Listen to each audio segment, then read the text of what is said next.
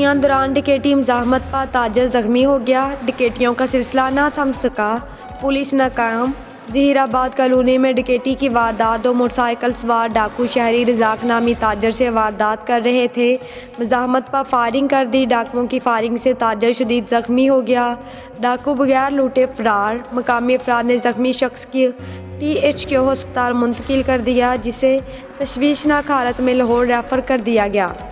تھانہ city police نے جائے واردات پر پہنچ کر شواہد اکٹھے کیے اور کارروائی کا آغاز کر دیا۔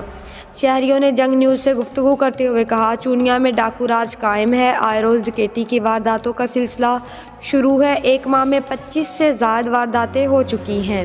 شہریوں نے مزید بتایا، سابقہ تفتیشی پولیس افسر سٹی تھانہ چونیاں میں تعینات تھا، جس کا نام اکبر تھا، اس نے کئی ڈاکو پیسے لوٹ کر چھوڑے، آج تک کسی نے اس کو نہیں پوچھا۔ ڈاکو چھوڑنے سے علاقہ میں جرائم بڑھا، شہریوں کی بڑی تعداد نے DPO قصور سے ڈاکوؤں کو گرفتار کرنے کا مطالبہ کیا اور راشی تفتیشی اکبر کے خلاف کارروائی کا بھی مطالبہ کیا۔ چودھری محمد اسلم، جنگ نیوز، HD تحصیل چونیاں۔